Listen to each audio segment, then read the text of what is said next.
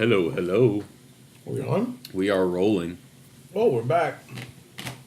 with this is episode 14 or 15. I think it's 15 or 16. no, I No, think it's 15. 15. Pretty certain it's 15. Yes, Yes, it it's is. 15. Mm-hmm. Yes. So, I'm Carlos Hernandez, and I'm eating. I shouldn't be eating. No, you shouldn't. There's a rule against that in the podcast universe. No eating, all right. I'm Carlos Hernandez, He's Carlos Hernandez. He said that twice now. and that's because I'm giving you your cue for your line. My name is Jeremy Knight. The incomparable Jeremy Knight. I don't know where he gets that. Yeah, phrase why don't from. we say that all the Yeah, time? I don't know. You say that literally every other podcast, probably. And there is a washing machine going off in the background, so What is it? I thought it was it'll come in and out and be worse. And I do put like some audio effects on this. I don't clean up the audio a crazy amount, so I'm not going to get rid of that or anything like that. But it might not be as bad in the mixed version once that's done. So Yeah. we'll who knows? But yeah, it's there and we're aware of it, so no complaints. None whatsoever. You don't get to complain. So we've got a fair amount of movies, or I guess we did see all the big releases this week. I saw one, you saw the other. Yeah. That's Pitch Perfect 2 and Mad Max Fury Road. So we've covered most of that. Mm-hmm. And then we do have a bunch of other films though that both of us have kind of seen now. Some stuff that's come out on Blu-ray, like Borgman, which I've reviewed a couple times probably on the podcast, but Carlos has finally seen it. Yeah. We're also going to talk about some movie news, potentially some TV if we get to it, but probably not. Like we always say that, but we never get to it. Then we do like a half hour on television. Yeah, this is a movie podcast anyway, so it's okay. But if we could, yeah. But so let's get to movie news. The biggest piece of news this week, and also some news I have for you. Twin Peaks is coming back, and everybody knows that. That's what I was going to say. That's the biggest news. And I finally finished season 1, and I'm rolling through season 2. And Yeah. I have to report that it's one of my favorite shows. There you go. Probably top. It might be my favorite new show of all time. There you go. I don't know. I mean, The Wire currently is, I think, the best show that I've ever seen, and I still think like it's probably a better show than Twin Peaks, just in regards to like the writing and just like it's a near perfect show. Twin Peaks though it just has so much style, and that's something that The Wire I don't think has. I mean, it doesn't need to though. It's not that type of show. Yeah, exactly. But that's the thing about Twin Peaks. I think is so impressive. It's just something I admire so much is the style of it, especially for something that came out that long ago. And it because of the fact that it is on television, and only until recently have we really started getting stuff that's really visually interesting on television. And so Twin Peaks, the fact that that came out 20 years ago now, or more than that, 20. How many years ago? 25. 25, yeah. Because it's the whole thing with this. Yeah, I haven't finished it, so no spoilers. I'm trying to finish it So what before are I you up to? get the ending spoiler. I am on episode 4 of season 2. Okay. So it's the episode the episode after they find the diary, the second diary. All right, so the big reveal's coming up. You already know about it, right? No, I don't know anything about it. I don't know anything about Twin Peaks, and which has been so great because I'm kind of discovering it as I go, and it's just been a wonderful experience. I don't really care so much about what's happening in that show. I just love the style of it, and I do love the characters, and I love I just like watching it so much because of the tone and the the music and everything. It's just wonderful. If you haven't got, and I love things that are strange and weird and knowingly strange, like not just strange because of the concepts in the show, but strange because of the way it's executed. Like there's that scene where they go to the veterinarian's office, or however you pronounce that damn word. I cannot every time that is okay. They go to the vet's office. We're gonna say that. We're gonna cut it short here. And he's Cooper's talking to the sheriff. And they're having an important conversation about the plot, and then an ostrich walks in, and he kind of stares at him for a second. It's the little things like that aren't needed, but they add so much life to that show, and it just kind of breaks up this serious tone to it. And it becomes really funny and weird and just amazing. And then Log Lady, I posted about Log Lady on Instagram this week. There's that scene in the deli where she's like, I'm gonna play it back because I don't remember the exact line, but she says something along the words of, "My log has something to say to you. Do you know it?" And the high school kid with the slick back hair, he looks like a greaser from which there's a From the 50s? Yes, from the 50s.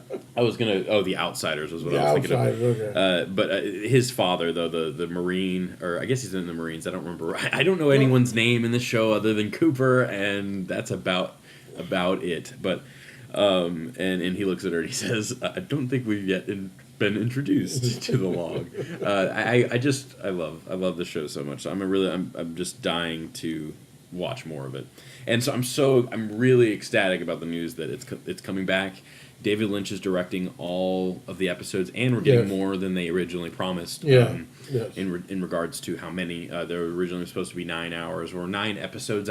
They said 9 hours. Did they specify that it was 9 episodes? No, I thought it was a 13-episode run. Okay, maybe it is, and then they're 45 minutes apiece, just like it was in the original show.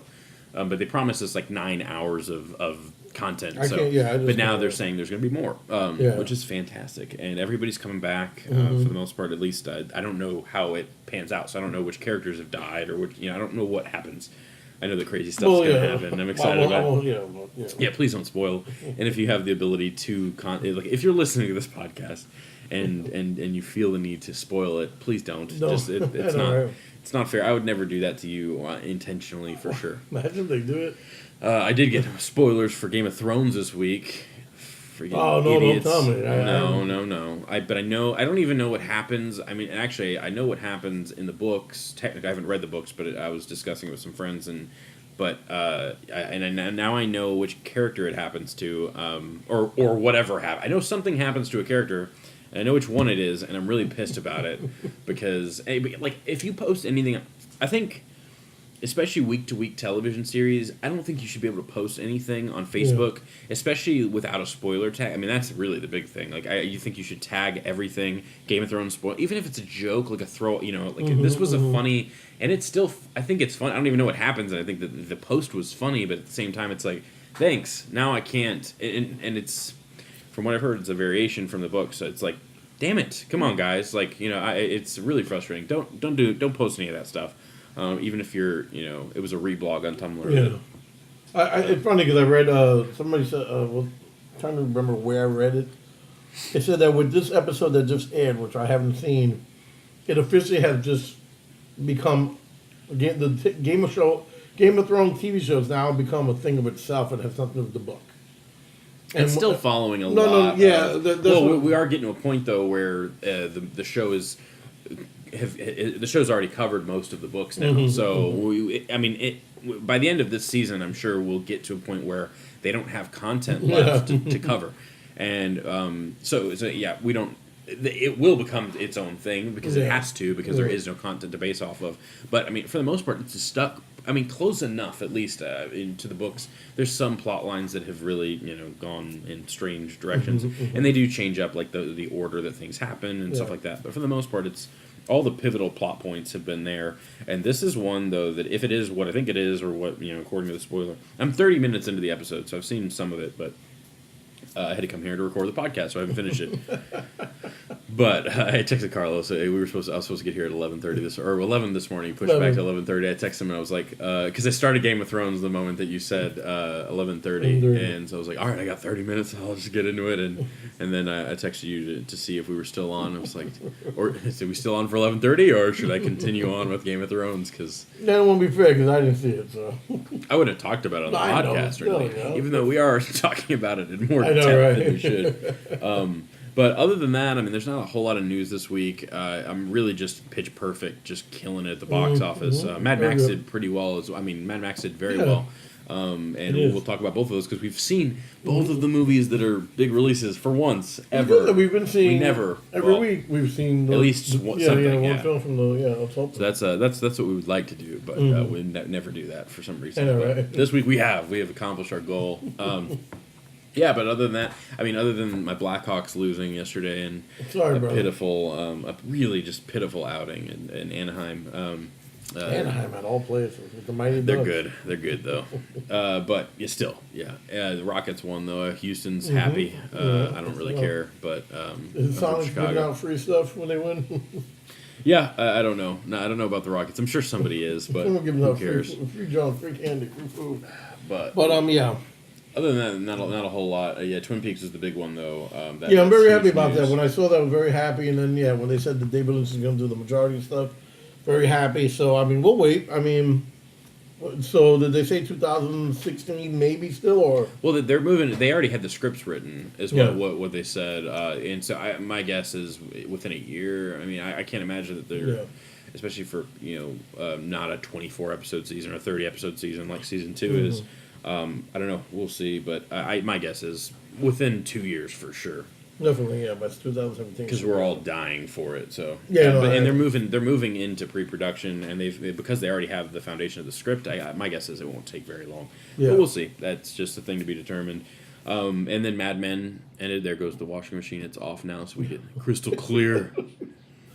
Oh, so Mad Men ended? It was the last episode already? Mad Men, I think, ended last night, I believe, is what... I have not watched it. But you haven't watched it, right?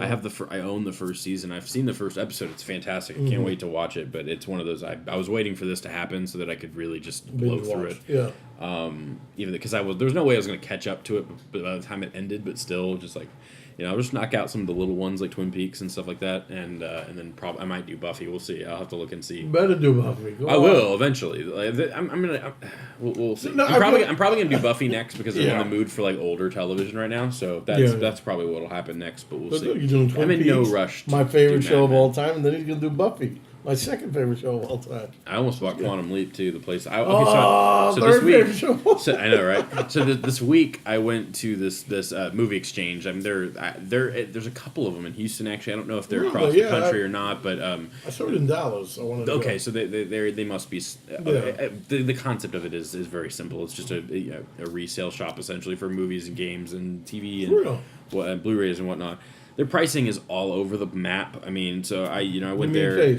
Well, it's like I found I bought Bug by Friedkin for like $3 or something on DVD because I hadn't seen it. So like I don't buy DVDs unless they're movies that haven't been released on Blu-ray or I haven't seen them and I can get them for really cheap just to be able to watch them. Bug is very good. Have you watched it? No, I have not. I bought Bug. I bought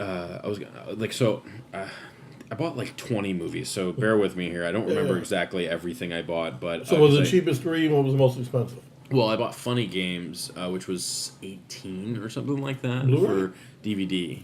I don't know that there is a Blu-ray actually of Funny Games. Yeah, I don't think so. The original, yeah. And so it was like, now, that's I don't know that you can go and buy that. It's not one that you can buy at a store for sure. You'd have to order that online. I think the old version is still around, but... Yeah, so like, so that's fair. That's a fair price. But they did have like House of the Devil was like $12 on DVD, and I was like, that's only like $2 less than the Blu-ray online. I was just like, it's kind of terrible. But it's like I said, it's all over the map. But everything's in good condition. They keep most of the cases in in good shape. They don't mark them and do stupid stuff like that. And then they do have a good selection of random Blu-rays. Like I bought Halloween 2 and 3. The Scream Factory or the Shout is it Shout Factory? The Shout Factory editions. They were $12 a piece, which is actually that's not bad. Yeah. So that was the thing is like, but I don't know that those are like. I mean, they're popular titles to people like us, but they're not. But the specials, the special features on both. Yeah, there's a lot of because like 2 is really good. 2 is a great. A lot of people didn't like 2. I like. It's not 2. as good as the first one, but but it actually follows it and everything that's. It's like Back to the Future 2, where things that are mentioned in Part 1, all the characters are there in Part 2. Yeah. And there's some of the deaths are kind of silly, but they do have some great deaths though in the second one. The hot tub death is probably my favorite. That I remember watching that as a kid. Yeah. What? That's interesting. But yeah, no, it's I actually have not seen the third one. No. You're in for a treat. Apparently, The Guest has a lot of references to Halloween 3 season and so I'm excited to watch it just for that. If nothing else, I can't wait to see. I want to see what you think of it. I know it's a complete departure. Yeah, it was that was the bad thing about it. It actually just went into its own little storyline, which I hear is interesting. But it has a lot of cheesy B actors of that time in it. And they're really good. I love cheesy B actors. Wait till you see it. I can't wait till you see it. And then the song, 6 more days to Halloween, and every day gets shorter. Nice. You gotta see it. Let me know. Yeah, I'm really excited to watch those. I need to rewatch the second one. I haven't seen the second one in probably. Next time you go, let me know. years. I want to go down there. I want to buy some Blu-rays and DVDs. It's over in Pasadena, but they do there's some all over the place. But that one, like I said, it's okay. I went through everything they had. They do also have VHS though, and I picked up like some of I don't really collect VHS, but like if I can find like the main ones, like I found Raising Arizona. It has like cool box art. Yeah. I'll buy them for the box art if nothing else. Yeah, that's what I'm doing. Yeah, and I bought. They had Reservoir Dogs, and they had they had Scream, which I bought, and I bought like 6 of them because they were like 99 cents. I was like, for 99 cents, totally not worth bad, it. Not that I'm ever gonna watch them on VHS. Well, but, do you have a VHS? I do somewhere, probably in the garage, though. It's not hooked up to my television, that's for sure. But so I bought all those, and then I bought. I'm trying to think. Oh, I bought Gone Baby Gone, which I own on DVD. I didn't own on Blu-ray. Yeah, I got it on Blu-ray. And because it was only like $6, so I was like, that's fine. And then I bought 2 things from Best Buy, and I don't remember what they were. I was gonna go buy Lost River came out on Blu-ray this week, and they didn't have it in Blu-ray at Best Buy. They only had the DVD, and so I'm gonna have to go search for the Blu-ray because I really liked that a lot. Actually, I think the Blu-ray is like $25 though, so I don't want to pay $25 for that. We'll see. I did really like it, but I don't know if it's worth $25. The last one I spent that much money on was The Guest, and that was that's an exception. I generally don't spend that much on movies. Yeah, that's a lot. But I love that film. So that's different. Try not to go more than $15 on a movie. $15 I always feel good about. If you can, I'll spend 20. Like Whiplash was 20 when it came out. Because 1989. You bought it when it came out. Those are fine. But yeah, once you start breaking into 20, because it ends up being like $30 with taxes, it's like it hurts more. Is what it does to my heart. My heart. I spent a lot of money on Blu-rays this week. Actually, I think I went to Fry's as well and picked out I spent a good chunk of change. I'll have to go through my shelf. We should do this together. I don't know why you always do it without me. Oh, because it's always like I'm driving by Fry's and I'm like, how much money do I have in my bank account to go and just waste? I've never been to Fry's. It sucks. Fry's is terrible. Well, you tell me you get good deals there. Not really. I mean, it's occasional. It's random things. I mean, you can find some good stuff. Like I bought Cheap Thrills there, rather than have to order it from Alamo Drafthouse. Now I'll never do that again. I'll probably always order it from Alamo because you get the poster and everything. But you get stuff like that that you wouldn't be able to purchase. Also, like Big Bad Wolves and some of the Magnet releases. That's the company that releases them. I think is who I'm referring to. I don't know for sure, but like those are the kinds of films you wouldn't find at Best Buy or anything like that, and so. You can get them, but they're not always cheaper, and like the way their price matching works totally sucks. Like I worked at Best Buy for a while. Say what you want about Best Buy, but like at least like if Amazon had it and it was like shipped and sold through Amazon, all you had to do is just say and it didn't take 20 minutes to fill out the paperwork and stuff because at Fry's they do that. They make it take really long so that you don't do it. It's just a terrible business. And then there's like a restocking fee. This isn't on movies. You can't return movies or Blu-rays. Unless they're unopened and you have the receipt, but which is again stupid because Best Buy. There's some things I really hate about the Fry's business model, but they do have like computer parts, and no other no other place really has unless you go to a little custom shop. Like they sell a good chunk of like miscellaneous hardware and stuff like that, but. Yeah, that's Fry's. I really hate Fry's, but regardless, I don't know where this discussion went to get there, but the movies you bought. I bought a bunch of stuff this week. That washing machine. That one kicked on here. I waited for you to do that one. It actually died. I thought it was over. But I think that's all. No, that wasn't all I bought. I spent $100 at this resale shop and I walked out with like more than I could carry. So if I look up, what did you say, Movie Exchange on Pasadena, it's there? Yeah, it's over there on Fairmont. Fairmont, okay. Keep going. I'm listening. I'm going to look it up now because Go for it. We need to. I got nothing to do tonight, and me and Ron wanted to drive around. Yeah, you should go there. I mean, I cleaned them out. I don't know, but bastard. But I also cleaned them out. But but me and you have different tastes in movies too. Nah, I mean, I think you'd buy pretty much, or I think I would buy pretty much anything you would. It's just more. It's more a question of somebody's calling me from Illinois. Yeah, it's your hometown. Yeah, I don't know what that is though. That's 19 minutes. I'm doing this.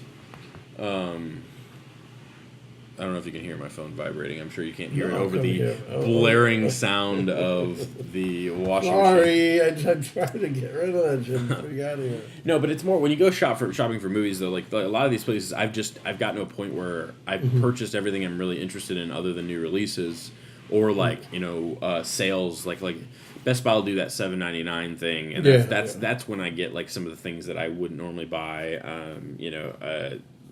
That's I don't know. Oh, I bought this as Spinal Tap on Blu-ray is what I bought at Best Buy. Yeah. How much? And Starship Troopers. Those are the two I bought from Best Buy. Starship Troopers is a good film. So great! It's fantastic, man. Is it what it is? Like, and now that we're moving into the movies, we've gotten done with all the news. I'm actually going to talk about the one that I said that you would know is Face Off. I rewatched Face Off. I saw your little thing on. I watched Starship Troopers and I watched Face Off this past week, and I just love them so much. I mean, Face Off, and they're not necessarily like.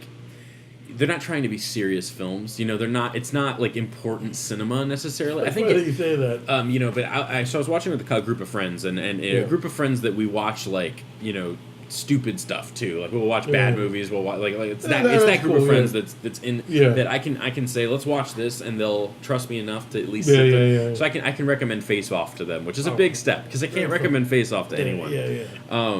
But it's because Face Off is silly and it's ridiculous. I mean, there's a scene where Nicolas Cage asks a girl to suck his tongue. It's off the walls. But that's where my favorite line comes from. I could eat a peach for hours. I love that. So it's a crazy John Woo film. But it's so much fun though. But it's funny that you say that because I know you're saying this, and yes, 15 years later almost, or maybe even more. It was 95? 97. 97, yes, that's right. So from 97, so what's that? It was a couple years after Nick Cage won the Oscar. Yeah, 18 years later. John Woo thought it was a great film. I mean, think about it. That was his last biggest film in America. Yeah. And that movie, like I said, has all his style from The Killer, which is on Netflix again. Oh, is it? Okay. Yeah, I put it in my queue. I have not seen that. I want to. That I want to find. I want to find out. You can get it on Amazon. It's super cheap. Do they have any? Do they have the criterion of it? Okay. Well, it'll cost you $30. But yeah, it's just like with the doves flying around and the Mexican standoff that was always in his films. And so here's why I'm bringing all this up though, because in that group of friends, there's a good photographer friend of mine, Daniel. If you're listening, I don't know if you are. You probably aren't. You should be, but he hated it. Like just as like this is terrible. It's so stupid, and I'm just like the whole time I was arguing with him, and he's probably sick of hearing me talk about this. So if you're listening, he's probably just gonna turn it off at this point. But he just absolutely hated it just because it's like this is ridiculous. This script is so stupid. I'm like, yeah, but at what point does it matter? Like it's like when you have Nicolas Cage in a priest outfit jumping slow motion through the air with dual golden pistols. I love those pistols. Like it's not a movie that you go, oh man. It's a movie that you go, wow, that's fantastic. And it's not fantastic because it's serious cinema, like I said. It's fantastic because it's just kind of silly and it has fun, and that's what's so and same with Starship Troopers. Like they're movies that just have fun with this silly concept, and they're ridiculous and they're over the top, and it's a blast. And that's why I love these movies. And I don't know if I'm alone in this. Like I know you are, because we think the same on this regard. We like B films, and we like we like bad movies too that are so bad.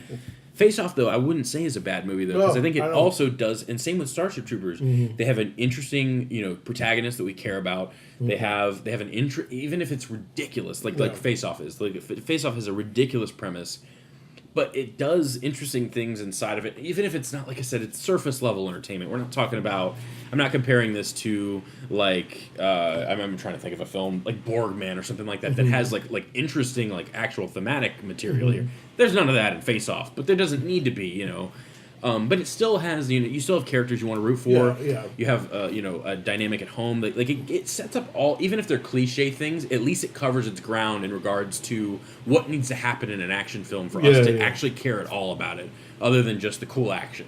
Yeah. And I think that's something that can be said. That's a huge testament to, at least, I mean, it's good filmmaking. It's even if it's silly and ridiculous, at least it has this grounded mentality of, like, we still have to do things that are important plot-wise. I think they're good film. I think they're actually good. I don't think they're just, B movies. And they didn't have Face Off was a big budget film, sure, because there's some, but there's like real stunts in that movie, like the boat chasing scene. That's a great scene. Like these are great action scene. sequences. Yeah. They're really fun and they're ridiculous but they're everything I want out of an action film. No, definitely. I don't think it's at the same level of like is Die Hard or something that. No. Because that's a serious film. That's actually that's a different. Those are different types of movies. Like, but it was confusing me. I was like, but I don't understand like why you would look at it. And my mom is this way too. She doesn't like stuff that's silly or just kind of ridiculous. She'll just completely discredit it entirely if there's bad acting in it or something like that. But it's at the same time, it's like, but can we forgive it for that? Because it's like your expectations have to be lowered. But it also like I think I don't know. I'm going back and forth on this because it's not something that necessarily bothers me. It's just I just don't understand it. I don't understand the idea of like not being able to watch a silly film and take it as a silly movie, not as like why do you require or why do people or I don't know if this is a normal thing or if this is just Daniel like why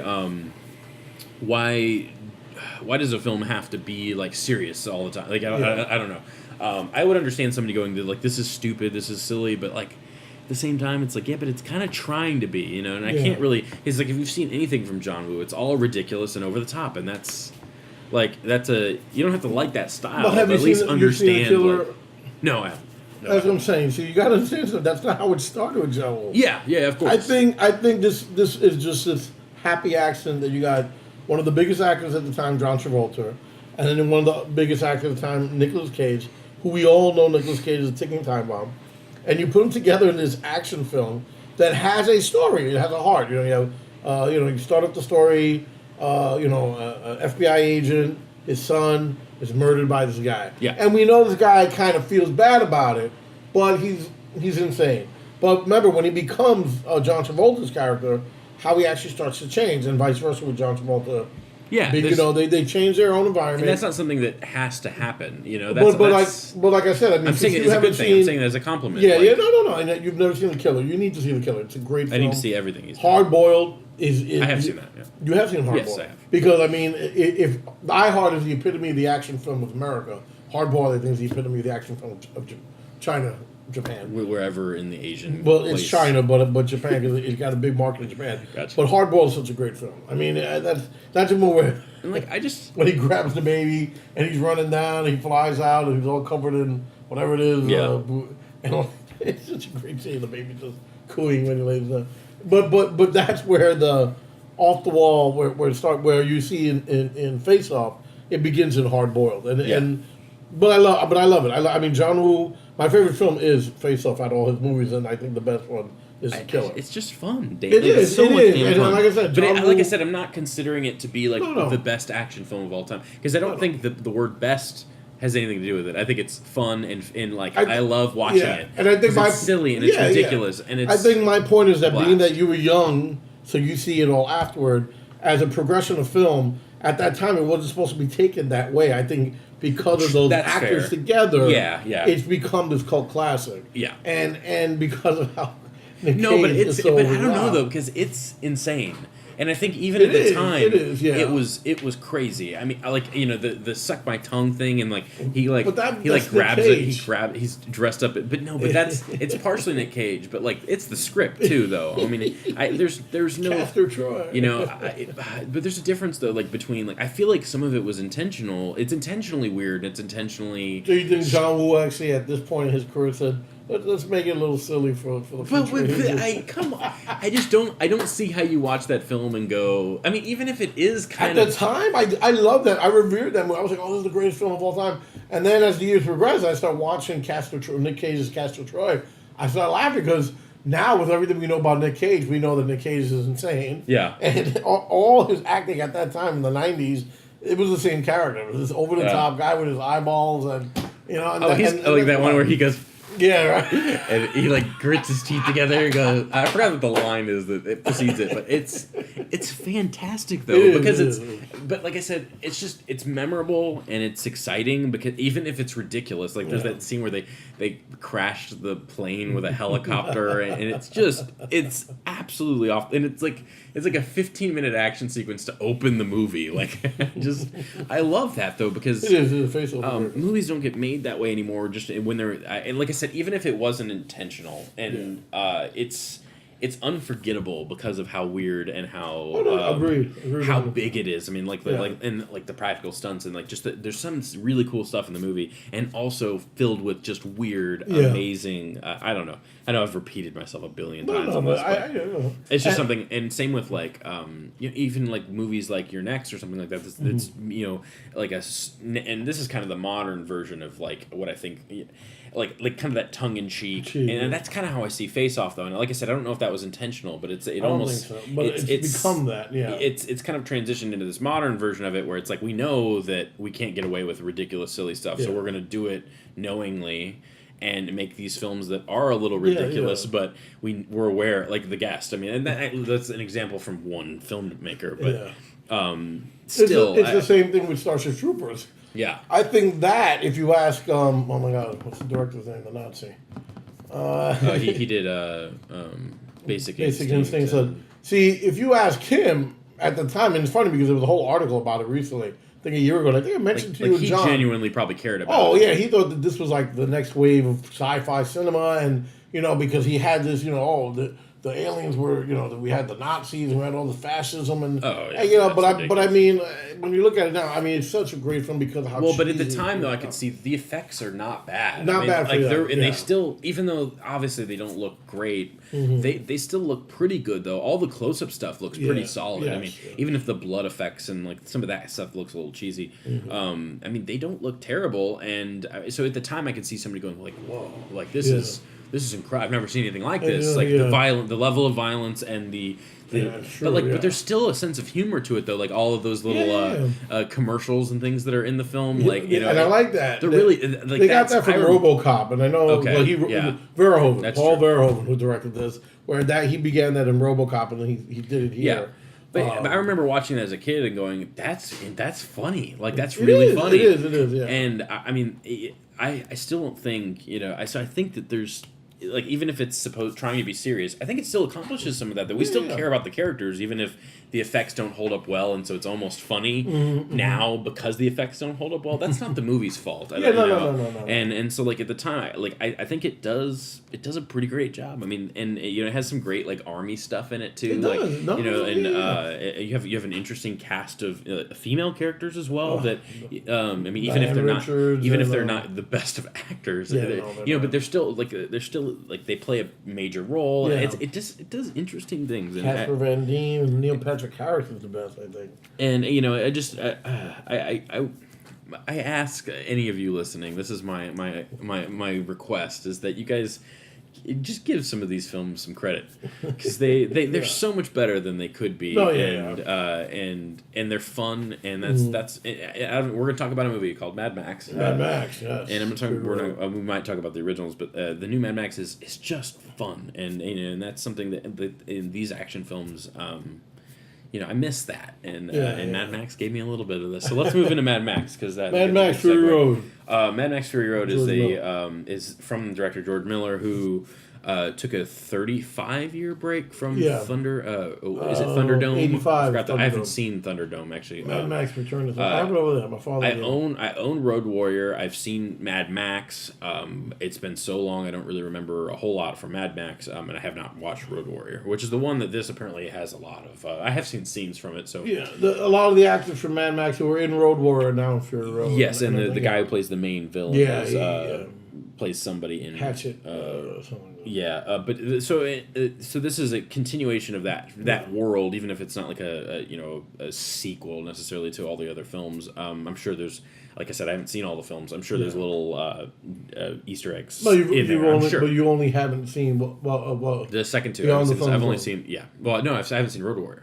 Oh, you've never seen Borgman? No, I own it. I haven't seen it though. I own it on Blu-ray. I have not seen it yet. I've been wanting to though since I saw Fury Road. That's the one he took the most serious, Road Warrior. Okay, gotcha. And people consider that the classic, cult classic, better than Mad Max, the original. So, but beyond everybody says that the Road Warrior is the best one. Is what I've heard. But I'm excited to watch it. I'm really really excited to watch it.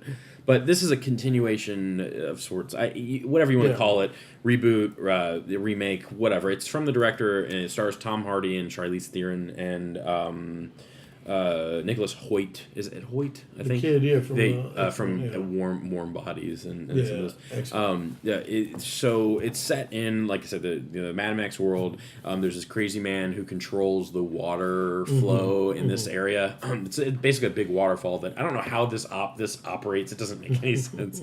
But he can basically stop the water and then start it again. But I don't know like if he's pulling it from a well or what. I have no idea. I'm sure somebody was he's used gravity to do something. Somebody's going to sit here and argue with me on that. I don't know. So I'm clarifying the fact that I don't know how this works. But basically, a lot of people gather and he pours it from this mountaintop onto them. And so everybody treats him as a god because he has the control over the water. And he also, basically, Charlize Theron is this driver. She's just this well-known Furiosa. Furioso, I don't know. Furiosa is the character she plays.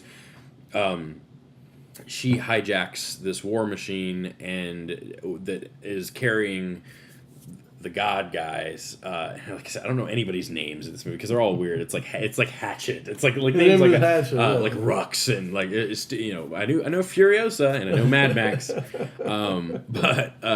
So she steals his wives that he's trying to procreate with, and they're all dressed in white, and she stores them in this vehicle and takes off with it to return to her hometown.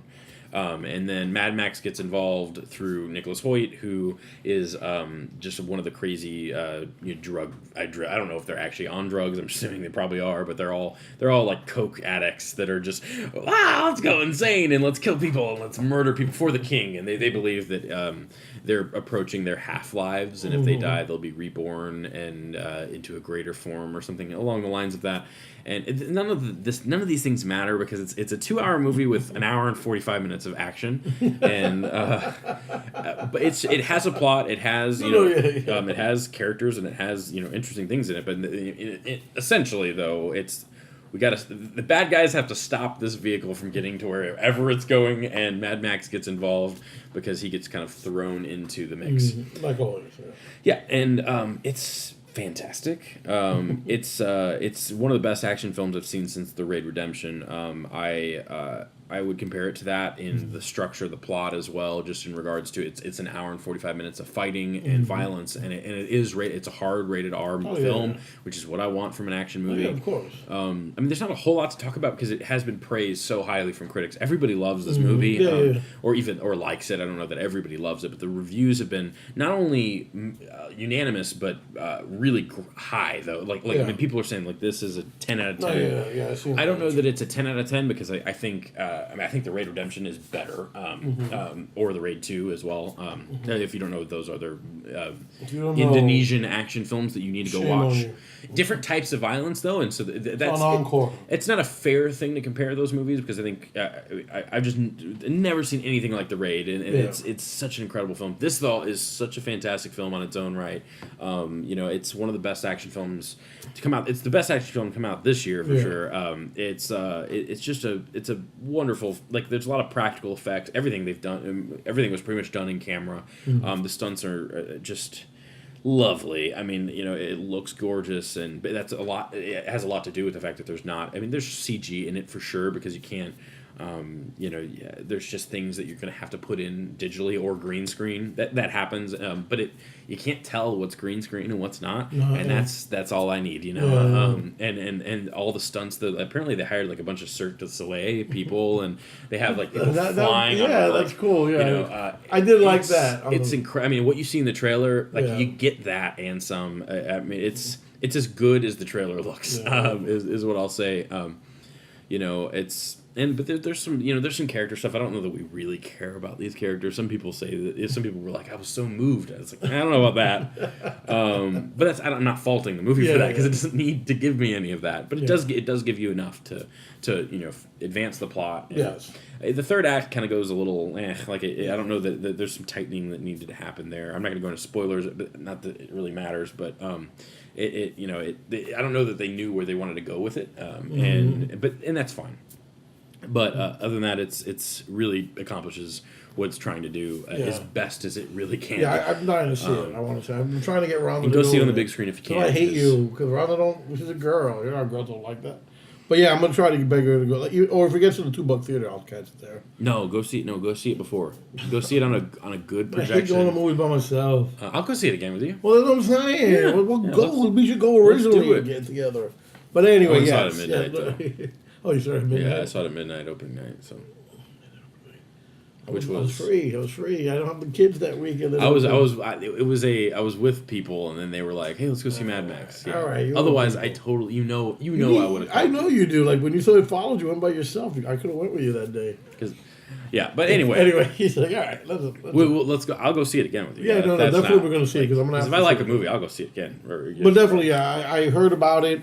I mean, well, but of course, the trailers are just magnificent. I mean, I seen so much. I was like, damn, you have to see it on the big screen. I know that. Yes, and you need to see it though in like a comfortable theater. Go watch it. It's worth. It's long enough to justify going and maybe getting some popcorn and like really doing it right. Yeah. I think it's very good. It's no Raid. But I don't need for every action film to be the. No, you're right. But I'm really only saying that for the critics that are saying it's the best action film of the decade. It's not. Raid is. Because Raid Redemption. But it's very, very good. I mean, and really. Well, I mean, the critics. Like, I would give it a solid, I would probably still give it an A+. Oh, I don't know. I give it an A. Whereas the Raid, I'll give an A+. Yeah.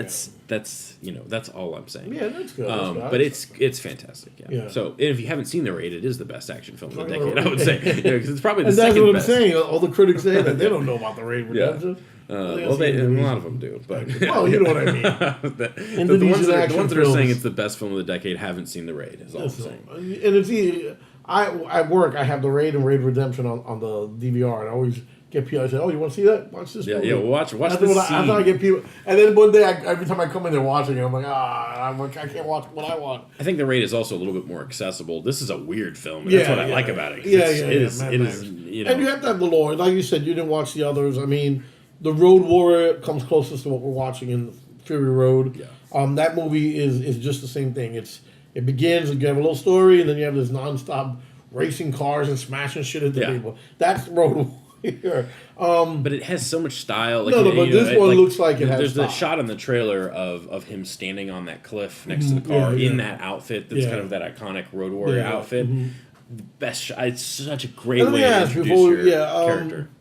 Because that's the opening shot of this one. And the thing is, it opens. You're just like, ooh, yes, this is what I want. Like, I don't know. I love when action films indulge in themselves to that level. Like, that's a good thing in this case. Yeah. So let me ask, because Road Warrior, Mad Max. I remember they had to have an actual soundtrack because they had to dub Mel Gibson's voice. He was so in part 2. In Road Warrior, he never spoke, or he was more man with no name type of.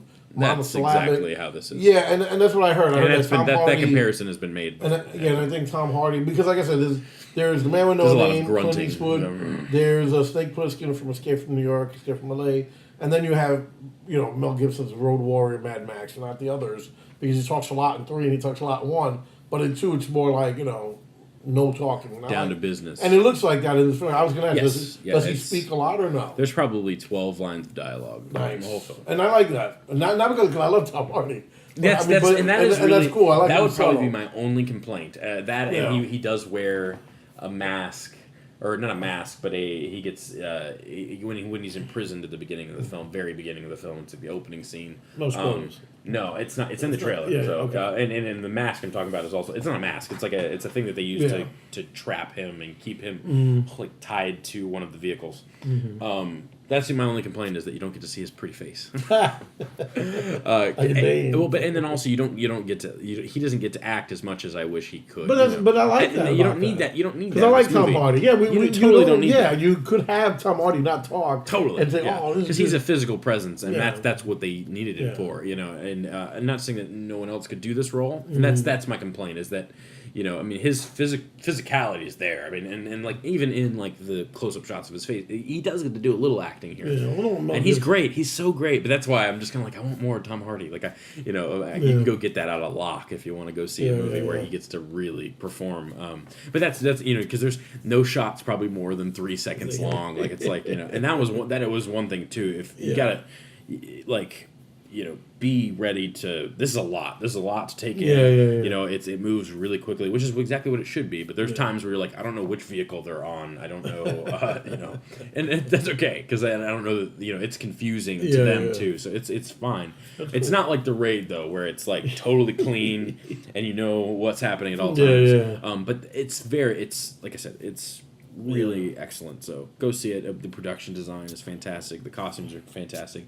Charlize Theron is fantastic. You got really strong females in this movie, which again is something you don't see in a lot of action films as of late, or ever. I mean, for that matter, we talked about one today, which is Starship Troopers. But aside from that, this movie is really more about her than Mad Max, which is interesting. But yeah, I think it's good. You should see it. We'll go see it together because I do want to see it. You need to see it like at Cinemark or at one of the definitely one of the big screens. Don't go see it at the Dollar Theater because you won't get nearly as good of an experience. You won't be as comfortable, and then you'll hate the movie. No, you're right. That's not what you want. So yeah. So and then you saw the other one you saw the one that everyone that didn't see Mad Max saw this week. Yes, and, which is Pitch Perfect 2. Pitch Perfect 2. And as you know, the original was kind of a little sleeper hit. Came, I don't know. Well, I guess DVD.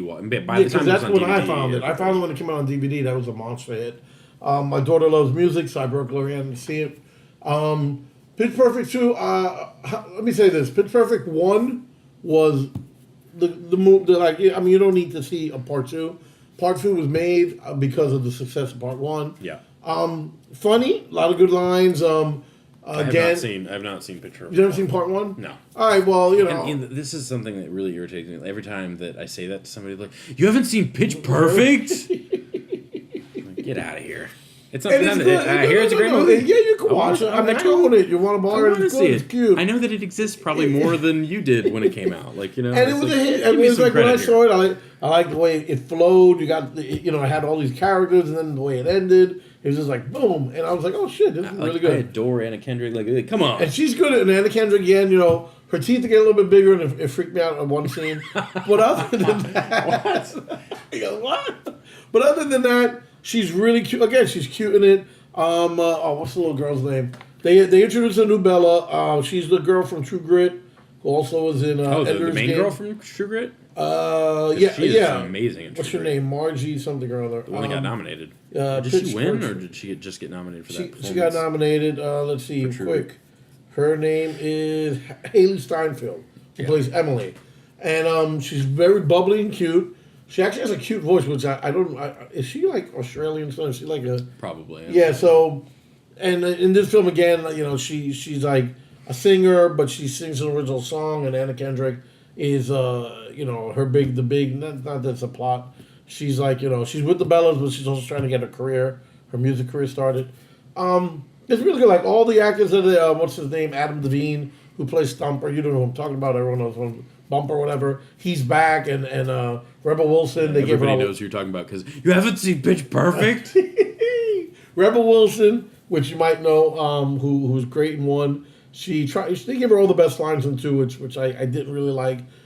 Because her show died. It got canceled last year. What's it called? For Fun Night, whatever it was. But it's really good. It's fun. It has a very. It introduces. I guess you could. I know you're gonna laugh. Rocky IV. Rocky fights Drago. He fights the Russians. In this film, they go against these Nazis. A cappella group. So this is the Rocky IV. This is the Rocky IV Pitch Perfect franchise. But it's good. It's funny. I love the fact that they're Nazis. It's like they're always good, but their accents, and there's this great scene. I think my favorite scene was they get invited to this like underground acapella. Nice. David Cross is like this fey. You don't know if he's gay or not. Like in every millionaire who has like he invites them. And he has everyone there, and he has the Nazis are there. Her Anna Kendrick's boyfriend, the troublemakers are there. Then you got the has-been guys from part one with Donald Faison. What's his name? Reggie Watts is in it. So that's just a great scene that the old timers forgot their names in this one. But they're all there. They all do this like underground. That's my favorite scene. The underground rap battle thingy. Or lip sync battle. Or whatever you call it. Karaoke. Whatever. What do they do? What do they do? Acapella. Yeah. But what's this movie about again? Right. So I won't give away the ending, but it's basic. I don't have to tell you. They do. And he's about to tell you. No. Well, this you see in the trailers. In the opening they're doing a performance for President Obama, and Rebel Wilson splits her pants, and you can see her ass and her vagina, and it's a national thing. They get fired from the touring, but they say if they find a loophole, if they can pass the world champion a cappella groups, they can be let back in. So that's what it builds up to at the end. I'm not even going to tell you the ending. You probably already guessed it. But there is a secret ending here, and I'll tell you what I think this film now is imprinted on me. We went to the Cinemark to see it, and, we sat there. Everybody laughed, and they were leaving, and we were enjoying waiting for the secret ending. There's a big song at the end. And all of a sudden, it's funny because when the song starts, the lights start flashing in theaters. I was like, oh, shit, this is like a return to the old gimmicky thing, and the theater involved. I was like, oh shit! And Gloriana's dancing with Emma, and JC bouncing off walls, and they get whoop whoop, and then you realize it's the fire alarm. Nice. And they're like, fucking coming down like Nazis, and the doors are shutting down with gates, and I was like, since when? And then like, you gotta go. So I turned around and I said, is this real? And he was like, oh, I know. I was eating my spaghetti meatballs which he probably got from a chef Puerto Rican. And they told me I had to come out and throw everybody out of the thing. So some kids fucked up. They were playing around. They probably pulled the alarm. But so that was the end of the experience. We ended up getting thrown out of Cinemark. Of Pitch Perfect 2. Of Pitch Perfect 2 at the end with the secret dance scene. But missed the secret dance scene. But it was like funny because we're all coming out, we're all talking about Pitch Perfect 2, and it added to the experience. Everybody's like talking about the movie. But it's very good. Again, is it like, you got to run out and see it? No. If you catch it on DVD, go do it. So here's how I'm gonna watch the Pitch Perfect franchise. Because I know this is exactly what's gonna happen. Hologram. Yeah, everybody's gonna say, "Oh, you haven't seen Pitch Perfect 2?" And I'm gonna be stuck at some crappy house party or some kind of event or just a get together with friends, and somebody's gonna say, "You haven't seen Pitch Perfect?" And then it's gonna get put on. Yeah, I know. And I'm gonna be miserable, even if just because it's not gonna be the thing I want to watch that night, and then I'm gonna hate the Pitch Perfect franchise. What's gonna happen? I mean, what if you find something? What'll probably happen? It'll probably be something like that where there's nothing on, and so let's watch Pitch Perfect, and I'll go, okay, fine, whatever.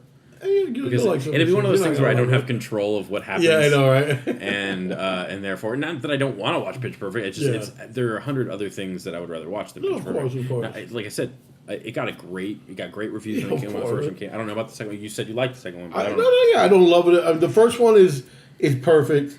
The second one is just a redundancy. There's nothing. I mean, it exists solely for and like I said, if you go even see if it's see it for the underground dance scene. Acapella thingy in David Cross's basement.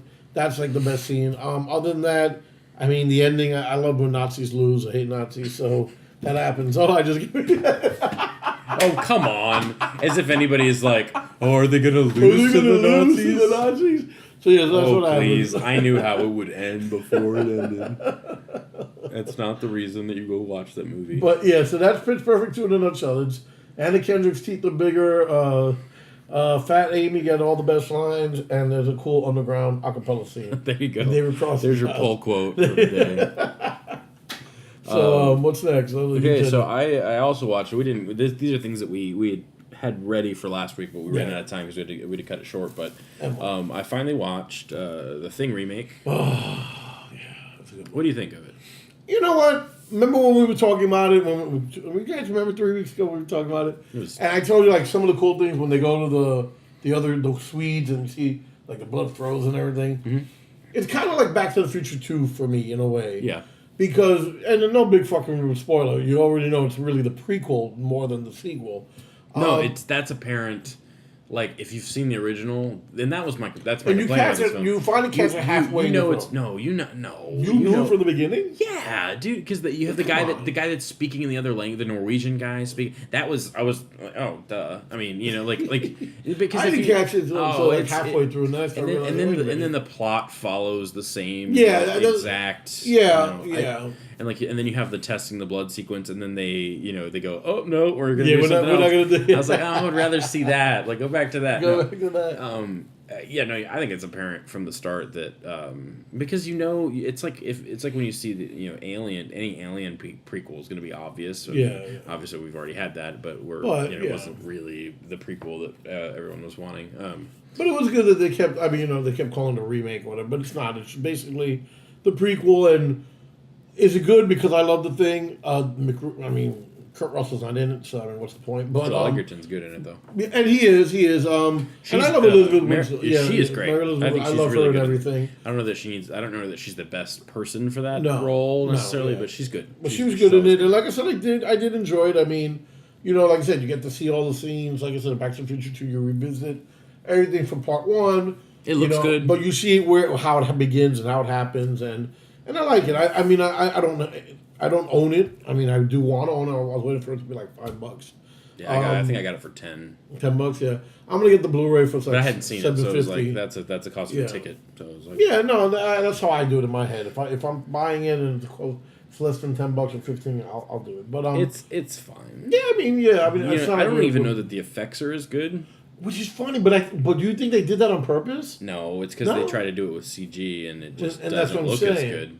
Yeah, that's a huge problem, I think. With if they wanted, there is one moment that I really love, and that's when he absorbs his face and becomes two people. Yeah, when that is amazing. That is a great scene. But it still looks like garbage because it's done CG. I've never. I mean, I like CG. You have to have CG. Yeah. Like, that's not a thing that you can avoid. No. They take out blood packs and stuff like that with using CG and using all the time. So like, I mean, they released a it was like a guide, or was for Only God Forgives, with Nicholas Winding Refn's or not latest film, but I'm trying to think, has he made a film since that? I don't think so. They released that documentary about it, but that's right. Yeah, that's on Netflix now. I'm gonna watch that and report back to you guys. But no, so they released like the them taking out all or adding in blood effects and things like that, and like they do so much work on that stuff. But those are things that you would never even think of because they're not like they're not like up in your face things. It's like a dead body on the ground though that had a blood pack that they're taking with a blood pack, or they're adding more blood, or they're removing an ear, or they're removing like whatever limb got taken out. Like all that stuff's done, and it looks really good. So I mean, you have CG in every film, even Mad Max or something that says it's practical. It's all there, but there's times though where they rely on it, where it's like the thing. Like if you have a movie that's accomplished it using stop motion and practical effects, you can't do it with CG.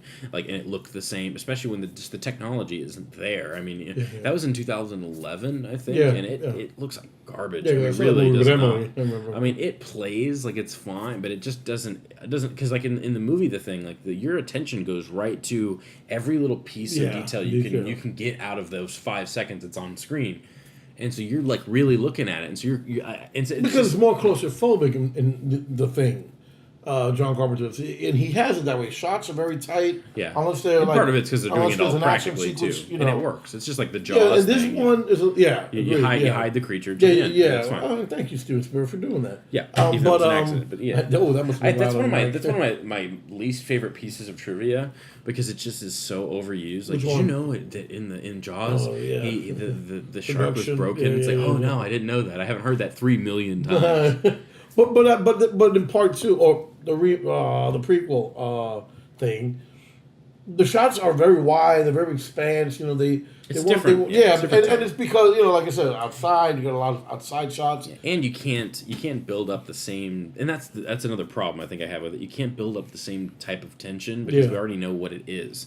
And I know that it was a movie made for a newer audience, but at the same time, it just isn't as good. I don't think it looks as good. I mean, even though it's shot pretty well, I mean, like I said, the CG isn't there. It's a fine movie. And it brought the new generation to see the original, which is never an excuse for a movie to be made. No. But I'm saying at least now people who I know are younger say, "Oh yeah, I saw the original thing. It's a good movie," and they should see it with me. But I mean, other than that, it's a great film. The prequel is an okay film. I mean, as a companion piece, I'd watch it before I watched the original because you're seeing a lesser film next to a genius film. You're like, hey, and I can see Kurt Russell do some genius stuff. No, you got to watch the original first. Well, no, you do. Jeremy tells you to watch the original only so you can see genius. Partially though, because you won't understand. Like, a lot of things, in the second thing, and this is another problem. It's like and I know that the movie was made for the people that love the original and a newer audience, but you kind of have this weird thing where it's like if you haven't seen the original, there's it just ends. The movie just ends. Yeah. You don't know if Mary Elizabeth gets away or what. She just I didn't like that either. I mean, they're trying to follow the whole. But in the thing, it makes sense. Like, because if there. you've seen the original, then you know nobody. And we discussed this. We already discussed this 2 weeks ago. I mean, that's a genius ending. We know that McReady gave him gasoline. We know that he drinks it, so we know that something's gonna happen. I mean, and like I said, I get chills thinking about it. Like I told you about the comic book and everything that happens there. But I didn't like the comic book. I like it better where, I can imagine what happens like a couple hours later when everything's burning down and McReady's freezing to death. What does he do? McReady's the kind of guy who says, fuck it, I got nothing to lose. And, I know he would probably fight or whatever. But it's just, I love that ending because it's so, you're just waiting, like, dum, dum, and then you hear the score with the heartbeat going and it's, dun, dun, dun. That's like the Jaws theme, actually, more so. Dun, dun. But it is so great. The thing is, now we're talking about the thing, and the John Carpenter's. Yeah, well, regardless, it's a masterpiece. Don't see the remake first. Go watch the original, and then decide whether or not it's worth seeing the remake. I mean, I don't think it diminishes the original at all. No, it's not the type of movie. It doesn't. I mean, it certainly doesn't harm. It's not harmful to that series. Okay, agreed too. Agreed. It's harmless. It's just not great.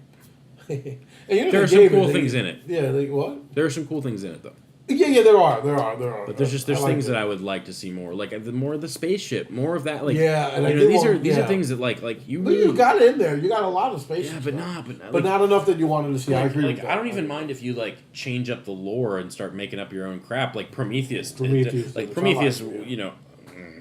that's a whole. We could have a whole podcast about Prometheus. I don't think it's a bad film. I saw it with Jeremy. I think it's a bad script. But Prometheus. But Prometheus was doing kind of what I wanted in regards to like let's really find out what happened. Like even if it's all made up, even if it's I want a film. Yeah, that chance. I really want a film where we go into and find out more about alien culture, and I just don't think we've had anything. And it's funny you say that. Like that. I know what you're gonna tell me because you hate when I say it.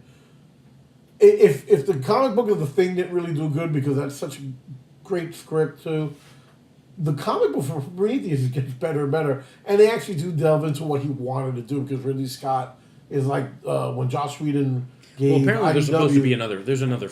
Yeah, and he's working on it. And that's fine. Yeah, and if that answers all of my questions, I agree. Dude, because I think the first one is pretty good. Yeah, I love the fact that it doesn't answer anything. But if we're gonna get another film, then that doesn't. My complaints are no longer relevant. Yeah. So obviously a film should be its own thing, even if it's a part of a franchise. But still, I still think that if we get all those answers, then I really don't have as many complaints, and then it's a great piece of this bigger thing, and I'm cool with that. But yeah, like I said, I want for a prequel or a sequel or something like that, not to just tie into the original like that, because then it's just you want it more. I understand that. I agree with you. I would love. But that's a complaint about that's a complaint about Prometheus. That's a complaint I have about. I'm trying to think of any other alien franchise. Any alien film though that really gets into. Like they have the opportunity to really they get on the alien spaceship and anything, and it's no, I want to learn more about that. Maybe that's just because what I'm interested in. Maybe the producers are we don't give a shit about where they're from or what kind how old their civilization is, or that's more TV stuff like that. Like you get that in Star Trek is what you get. You get more of that kind of stuff in. But that's I just shook my leg. Oh, okay. Shook the table. Yeah. Because I'm so strong. No, but that's my. Well, we're gonna move on because we spent way too much time on the Thing remake. Well, that's a great movie. Watch it. It's on fine. Universal. It's fine. You should watch it though, because I think I was excited to watch it, and I still listen. And I did this. I'm gonna say this is the end thing.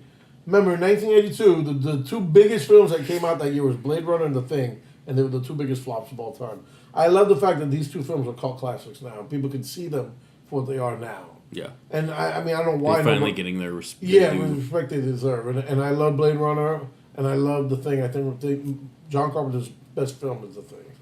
And I also showed my friend Daniel The Thing, and he liked that. Daniel liked that, but he didn't like the other one. Face Off. He didn't like Face Off. Face Off. Oh my god. No, but I'd rather you like The Thing. If you No, like Face Off and not The Thing, that's more of a problem. So I also watched Suspiria, which I brought back. Did you bring it back? I didn't see it. Where'd you put it? I think I brought it back. You better bring it back. I won't put my finger in. I didn't see it. I always set them down when I walk in. I was looking for it. I was like, he brought back The Thing, but where's Suspiria? He said he brought it back. We'll see. I'll look again. But what do you think of Dario Argento's masterpiece, Suspiria? So he directed my favorite Western of all time. Once Upon a Time in the West. Yeah, and I didn't know that. No. It was Sergio Leone. Of course, and I think those are Dario Argento amazing films too. Who's the other guy? Well, somebody else that when you see you're like, what? And that's why I said when I saw Once Upon a Time in the West, didn't even know who the fuck Dario Argento was. Well, he hasn't done a lot though. I mean, other than these two. I mean, these two those are probably his most well known and respected films, I would say. Look, that's the first film there. Good film. Here, writers here, Sergio Leone, Bernardo Bertolucci. There you go. That's the other one. Gotcha. Bernardo Bertolucci who did The Last Emperor. Yeah. And so you have these great people behind this film, and let me tell you something. I'm glad you said that because this is why I love Jeremy. Let me tell you that me and my father, we always fight over it. The Unforgiven is a great film, and it's his favorite Western to date. But Once Upon a Time in the West is just a masterpiece. I mean, it's film. I mean, my film Dead Beach Running was a remake of Once Upon a Time in the West in the future. I think you need to watch the Dollars trilogy and then Once Upon a Time in the West. Yes, agreed. And if you've seen all four of those and you like them, you don't have to see any other Western. I mean, like I really think you could never see if you see those four, you could never watch a Western again. And you've seen. I mean, not that there aren't films that are good. No, I mean, I think Unforgiven is fine. Is a great film. It's just, I mean, I think those are the most important Western films that have been. And you would say like maybe The Searchers. I don't love The Searchers as much as you do. Yeah, I do like The Searchers a lot, but only because of the way it's filmed. Well, it's not perfect. Yeah, but those are like different generations. Yeah. Agreed. I think the Italian Western was so dirty and gritty. That's what I like about it more. And it's just, oh my God, it's like the opening of the film. Oh my God, I could talk about the opening forever and ever. It's about I think it's 13, 14 minutes long. But this opening, nothing is said. Nothing is said. It's like watching Hush, one of the greatest Buffy episodes in the world, or the whole Nuff Said era of 1987 Marvel. They just created comic books with no dialogue, and you just get everything in the panels. This was the beginning of that. It's like, I mean, I'm not saying no other Western did it. I mean, I could go back and think. Of course, but that's not fair. It's like, that's not a fair complaint, though. Like anybody that says, "Oh, yeah, I've seen that before," is just whoever says, I'm gonna smack them in the mouth because you haven't seen it like this. And you have this great opening. You got Jack Elam, you got Sam Crothers. Standoff in front of the train. And then just you get everything in the train state in the little depot, and then you get the train when it arrives. It's like oh my God, the visuals. Every time I see it in my head, I want to shoot a film and say this is how I want it. I want a shot just like that opening. And then you got them waiting like, hey, what? And then you see my boy Chuck Bronson sitting there. Fucking great. Then you got the harmonica playing. Oh my God. And then the score to that film is also everyone has a theme. It's like Charles Bronson gets harmonica. And then you got the guitar for Henry Fonda, and then you get who the is little great, who is so God. Great. The only time he's ever been a bad guy, and he's fucking genius in it. It's an incredible movie, but I think that's been beat. I love it's one of my favorite ones. I think most people would. I'm not saying that most people would agree with us, but I mean I think it's an acclaimed movie. It's like I'm glad look at Jeremy. We're 20 years apart, and he loves it. It's his favorite Western. So back to Suspiria. Yes, go ahead, brother. Great film. Great film. I'm glad you said that. I was wondering what you thought. The ending is a little... Yeah. But the tone of it and one thing I think is kind of funny, this is it has nothing to do with how much I like the movie, but it's funny to see like a foreign director try and direct people in English. Because Suspiria was an English... Like, it was... I'm not saying it was shot here. I don't know. I'm assuming it was shot in Italy. Yeah. But it's their English speaking act, or at least in the film, right? Because I had an issue with the audio, matching up on that DVD. I don't know if you have that same problem. Yes.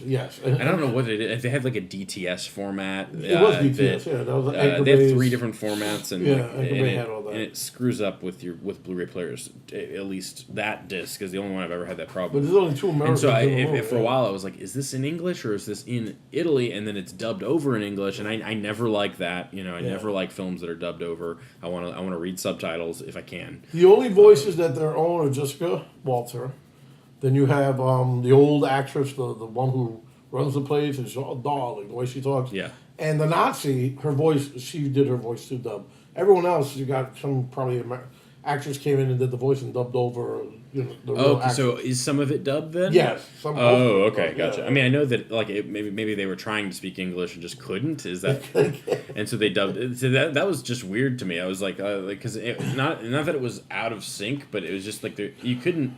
I don't know. It's that. Oops. I hope that doesn't knock off. I gotta make sure this doesn't knock off our power cable because that will turn off the recorder. But yeah, it's that was kind of strange. It's just one of those things that like you take for granted how important audio is, and then you see it, and even if it's just a little off, you're like, I don't understand what's wrong here. But that was something that took me like 30 minutes to like figure out. Yeah. Like I spent like half an hour just trying to set up the audio on the Blu-ray. But it's gorgeous movie. I was gonna say the colors are unbelievable. It's spectacularily shot for sure. And I think the tone of it just in general is very creepy. Is it scary? Were you scared? Was it a scary film? Not really, but that's not really what I like. I don't know that was the goal. It's atmospheric, and that's what I wanted from it. And very good. If you haven't seen Suspiria, great, classic Italian horror film. And like I said, just incredible visual stuff. And there's that great scene where they bring all the girls into the room to sleep for the night because the maggots. Okay, God, that's right. Yeah, which is that's so nasty. And then there's that shot though where they hear the snoring and that's genuinely kind of like unsettling. Definitely. Yeah, there's some really good stuff. I like it a lot, and the main girl's good. The main actress, but I like it a lot. Jessica Walter, very good. She had a good career in the '70s as before Scream Queen was even coined, because she was in Phantom of the Paradise, another great movie. Jessica Harper. Harper, not Walter. Walter is that's from Archer. Archer. I was gonna say, I was like, I know Harper. That name, and if I'm wrong about that, she did Suspiria. Suspiria wasn't, but in the '80s she ended up doing she played the mom, the cool mom and stuff like that. But she did. I like Phantom of the Paradise, which I don't know if you've ever seen, but I love Phantom of the Paradise. You gotta check it out. I will. Yeah, that was Brian De Palma. I'm gonna spend like a weekend just watching all of Brian De Palma stuff to catch up. Oh, fucking Dress to Kill, great film. Because there's a lot of stuff I haven't seen. Yeah, you gotta see it. But so let's move on to Borgman, which Borgman. It's been so long too. I feel like I should have seen it before the cast. And not to say there's things I didn't like about it. I know you loved it. And I liked it too. I agree. There are things that are wrong about it. Yeah, we're gonna do a spoiler pod. This is gonna be spoilers from here on out for Borgman and Predestination. If you haven't seen either of those. Predestination. Yeah. And other than that, we're gonna probably end it right after that. So you're not gonna miss anything else. Yeah. Because I gotta leave about 1:30. That's fine. It's very unsettling, the film. And I agree when you said that originally. Spoilers too. And I'm not. And I'll talk about. I'm not one to be unsettled. I guess because it was a foreign film, maybe it's almost like Funny Games, but not. See, and that's an important thing that you just said there. Like I really think that it's very much like Funny Games in a way that, but it's more. it's quieter than Funny Games. It's very, like, very subtle, and there's things that I missed when I rewatched it a second time, and there's a lot of stuff that happens in the background that I missed. I completely missed. Yeah, and I'll even say that probably happened to me. Some things that really add some meaning to a lot of stuff that was going on. Like there's some things in it, especially with the marks on the back of the neck. Yeah, some of that stuff that I totally missed the first time around. No, I caught on to that. I just didn't know what the hell it was. Well, but that's the thing. That's what I love about this film. This is the magical thing that I love about this movie. You never know what the reasoning for anything that's happening is. Yeah, well, okay, well then I have to ask you. I mean, I'm pretty sure you looked into the film and the background of it. Not really, but why is that? Because you're Jeremy, or because you just don't do that? No, I don't know. Because I want to know what, because you get a sense that this is about people like that who live underground in shacks that they create barely out of wood. These are not real people. This is very much a fable type film. It's not like. No, so that's what I'm saying. I'm saying is this. It's not about a lifestyle of underground homeless people. Well, that's what I thought.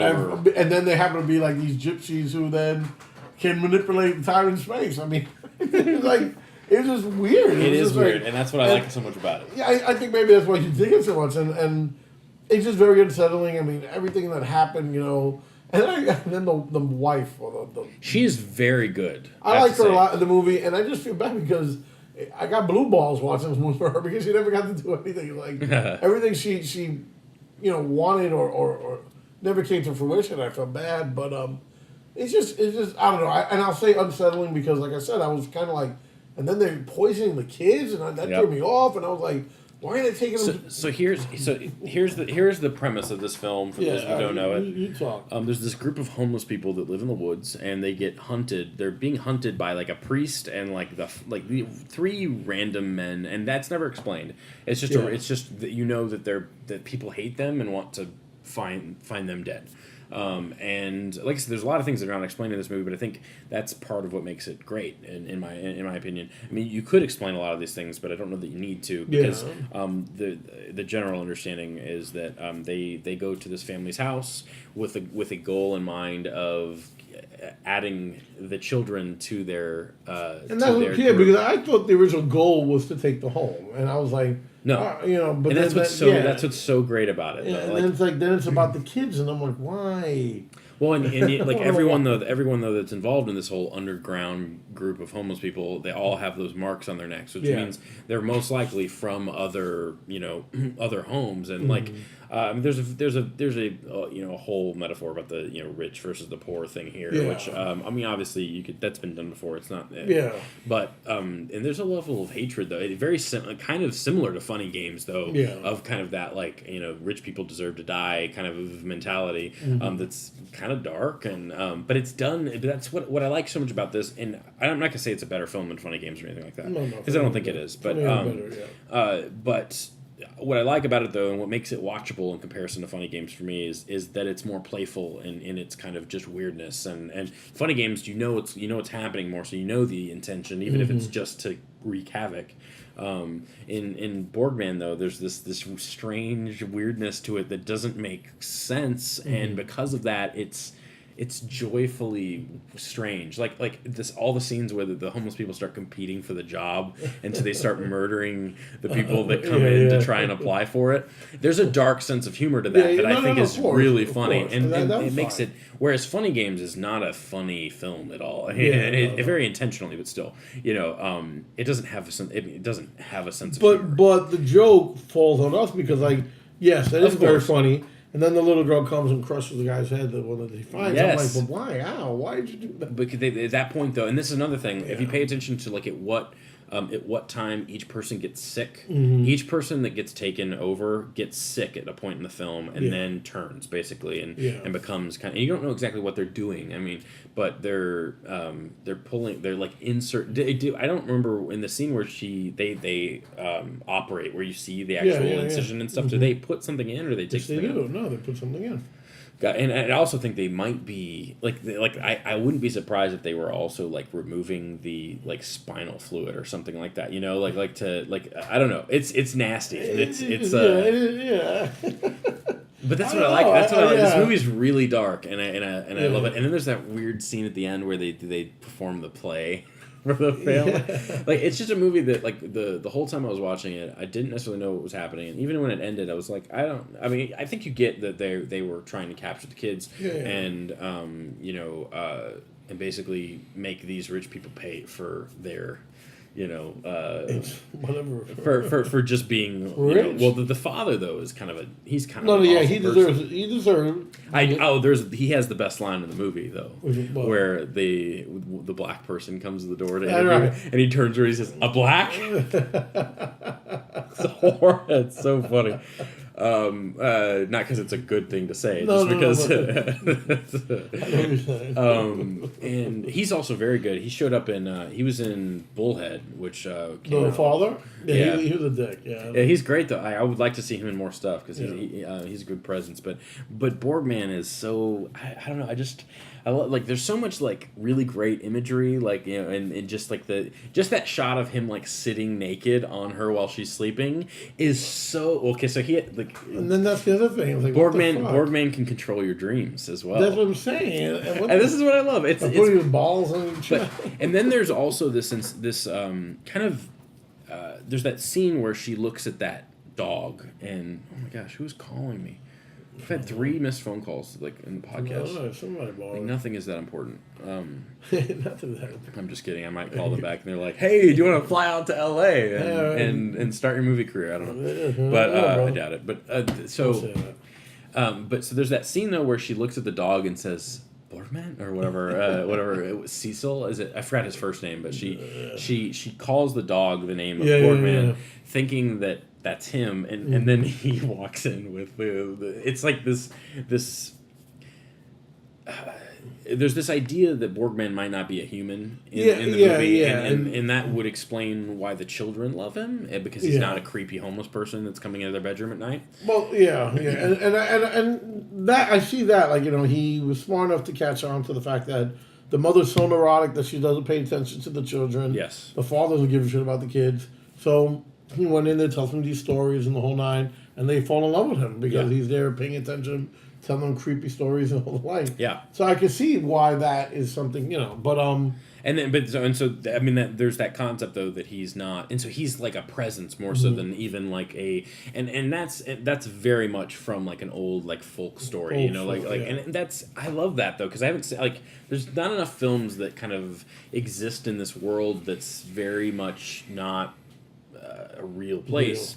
I mean, there's not, but like this is a fantasy film almost, but even though it's set in a very much grounded reality, like there's like, I don't know, it's just that clash of Titans. Yes, Clash of the Titans. But no, just there's that fantasy element set in the real world. Yeah. But it's shot kind of in a dreamlike way. It's shot very well, even though it's all kind of done in one. I did this like is a really low budget film too. I did like it. The shot. And it also reminds me kind of Dogtooth as well, which is a comparison that's been made. I think it's actually on the poster. It says Michael Haneke meets Dogtooth, which is actually really a perfect comparison, because Dogtooth is very, very much has a sense of humor, even though it's very disturbing. Like underneath, it's like this. Have you seen Dogtooth? I've not. Okay, it's a Greek film, I believe, that came out in like 2000. I think it's like 2005 to 2008. Where do I find it? It might be 2005, but it's, I don't know where you can find it. You can find it on Amazon. I think it's streaming on Amazon. I don't know, but it's been on Netflix before.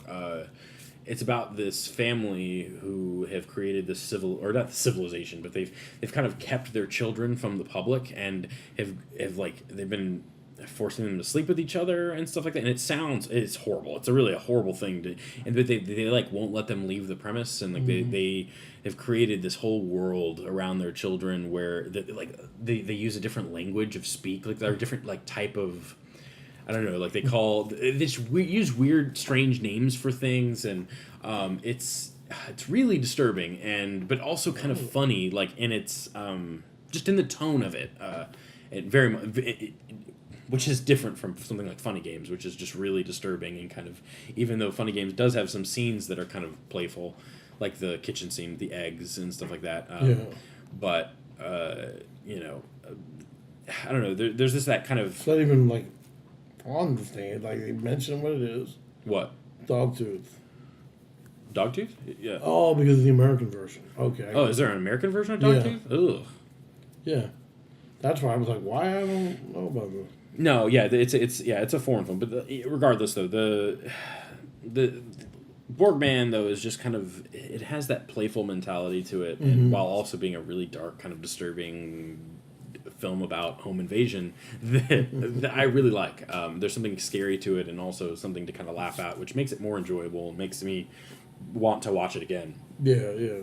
And it's really visual, and there's not a lot of dialogue, and it's weird and funny. And there's a scene where they dump people's heads in buckets of cement and drop it into the water. But it's brilliant. Like, it's so brilliant. Like, I mean, even though they probably disintegrate at some point and the head would snap off and come back up. Yeah, right.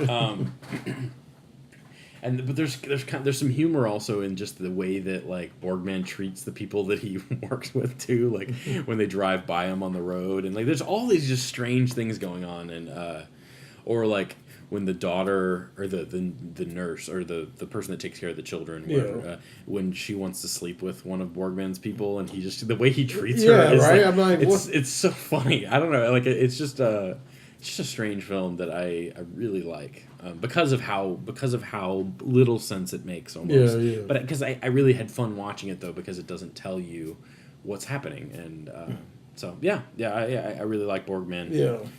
It seems like you didn't hate it. No, I didn't hate it. I guess because of what, the first time I watched it, I'm like, oh my god, because like I said, but it's basic. I mean, being Puerto Rican, I actually feel bad saying this, but it's like we fear the unknown, or we fear or bothers us, things that we can't understand, and I think that's what happened. I just didn't quite understand the backstory on this folktale type lives of the Borgman or his crew. And that's what I like so much about it. And I think, and that's fair. So, our next film is what, Predestination? Yeah, Predestination. And again, I'll start out talking only because you've never seen the Spirit Brothers' other films. Or you said Daybreakers? No, I haven't. No, it's on my queue. I fell in love. I used to be, 10 years ago, or maybe more, 15. I was about a lot saying that it's two brothers in Australia, and they mentioned a lot that it was one of the weirdest films they've ever seen, because it wasn't a zombie film per se. It had a lot of extra stuff. And then I remember when I first saw the trailer, and they said that the Spirit Brothers were born into a very religious family in Australia. So if you've ever seen the trailer for The Undead, you see a lot of zombies, which look really badass. You see a farmer who is like right out of John Woo film, flying around with guns and killing people. And then you see religious iconography of people like, just standing there with their arms out like on a cross, and then staring up at the sky. And then obviously there's some type of alien theme to it, where they're being sucked up in a rapture-like state, just floating in the air. And the movie's really, really well done. I want you to see it. It's funny only because of the absurdity of the farmer guy, which is like, literally, if you've seen Leon, the professional, when he comes from the thing and he swings around and starts shooting everybody, it's like this guy does that all the time, and I'm like, what? He's always perching on doorsteps. But it's a really good movie, and they didn't do that was in 2000, I'd say, dare say 3 or 4. Oh wow! And they really didn't do shit until Daybreakers, and I was kind of like, what? And I remember going on IMDb reading, because Daybreakers looked like a crappy movie to me.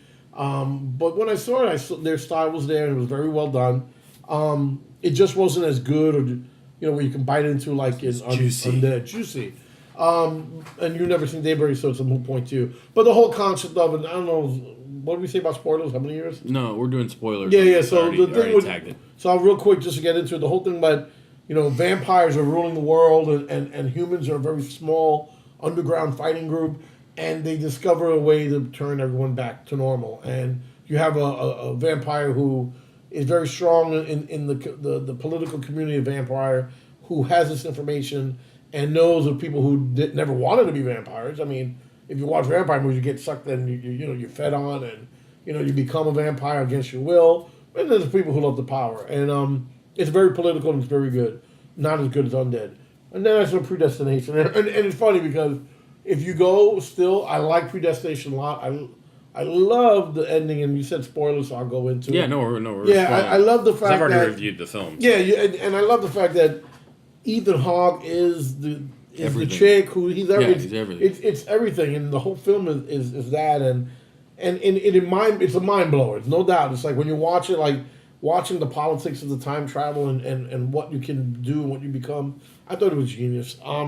In that aspect, but what it consists of mostly is just the story of the main protagonist, I should say, because that's what it is, and it's just really, really good. But it also bogs down in the story.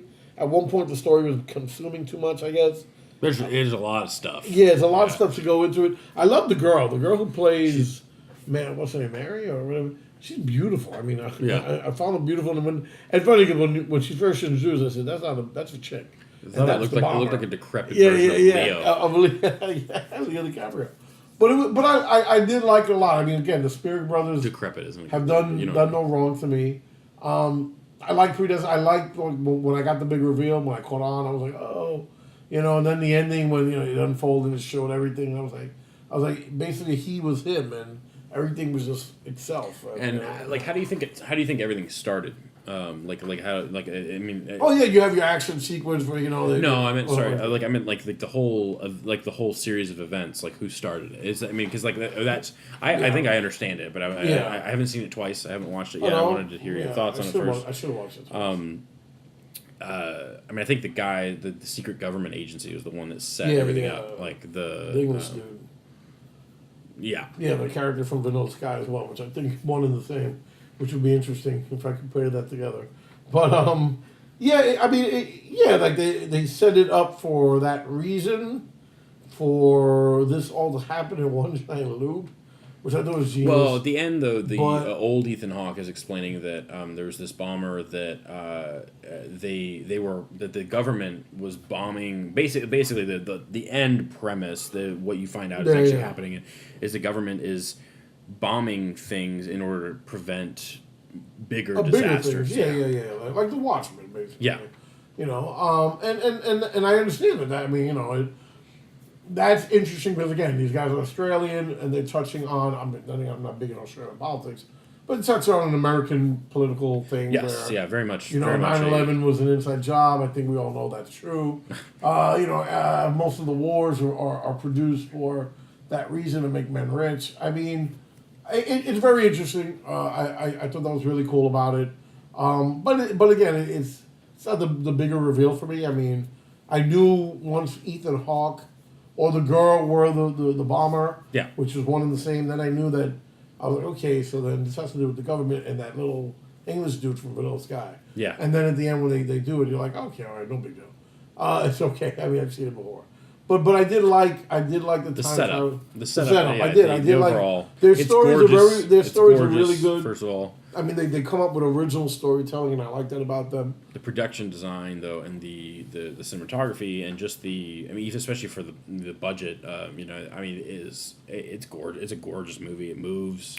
I mean, it's confusing. It would be my complaint. But, I think I got it by the end of it. You get it. But there are some there's some movies though that even if you understand what's going on by the end of it, it's so dense while you're watching it that you really can't even make all the connections. Yeah. Even if you go, oh, he's everywhere, but it's still that's not really enough to make up for being as confused as you are throughout the whole film.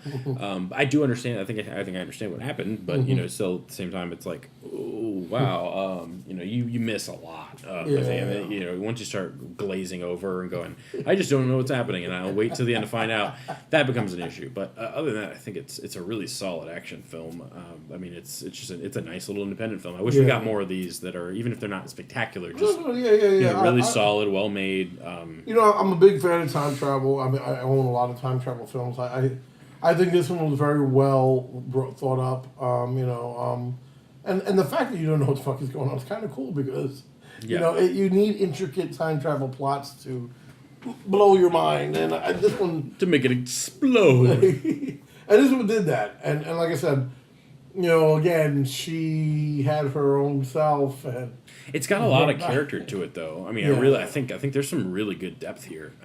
For a movie that is also about time travel and about I mean, that scene in the bar, which goes on for a long time, but it is good. It is really well done. It is, and I mean, and then once you tie everything into that pivotal scene, I mean, obviously a lot of it's just to explain to the audience what's going on, or at least set up the twist. Not even the twist, but what a twist. It is kind of a twist, though. Like like you have her explain the story to him, and then he knows that it's kind of weird just in the context of that scene. If Ethan Hawke is well aware of the fact that he's gonna, why is he listening to this whole story? Yes, I agree. It's just to tell us as an audience, and that's kind of but other than that, it's a really well executed scene. It's lit well. It's it's very stylish, and then you have. It is a long scene, but it's well directed, and it's a good movie. I'd like to see what else they do. I wish they would do more. I haven't seen the other stuff that's done, but I don't have Daybreakers. But I think this is one of those movies that is successful enough that you could see them doing some other stuff. Just because, it was fairly commercially successful, even though it only came out on Blu-ray. Really, I don't think it got a huge theatrical run. I was gonna say, and it's like I said, it shows talent, even if it's not a perfect movie. It's pretty damn impressive in a lot of ways. So and it's good that performances are very good. 10 years later, we can still be saying the Spirit Brothers are very impressive, because I wanted them to do bigger and better things. And I mean, unfortunately, like I said, Daybreakers was their biggest release, and I guess it didn't do that well that we're getting Predestination on Blu-ray. But they were really good. I mean, all three films are very well. Like I said, a lot of story tied to this one, but you need that so you can understand what the fuck is going on. But yeah, I mean, I like Predestination. I mean, I love it, but I liked it. Still, Undead is my favorite of their films. So. Cool. Well, we were all caught up on our old movies and current stuff, so we're gonna wrap this one up. Yeah. And get going. So this is episode 15. 15 of Indecisive Cinema. If you're still listening, you should go like us on everything. Go Facebook. Facebook. We're on Twitter. YouTube, Twitter. I mean, a lot of these things are just to post on the different networking sites. But if if you follow us on all of them, you're going to get a post on all of them. But still, Facebook would be the most important one, I guess. Go to Facebook. That's the best one. You can comment. But then definitely subscribe on iTunes. Leave us a review. Yes. That is also important. Not iTunes. Not that any of you have done that. Just kidding. But you should. You should go do that. Yeah. And then just keep on listening. Go back and listen to some old stuff. Some of the old stuff we're good. We get better and better. We're so good. No, I'm just kidding. I said that subtly too. I could have done it. But it's all right. So again, you guys have a great week for Indecisive Cinema. I am Carlos Hernandez. I am Jeremy Knight. And we will see you next week on episode 16.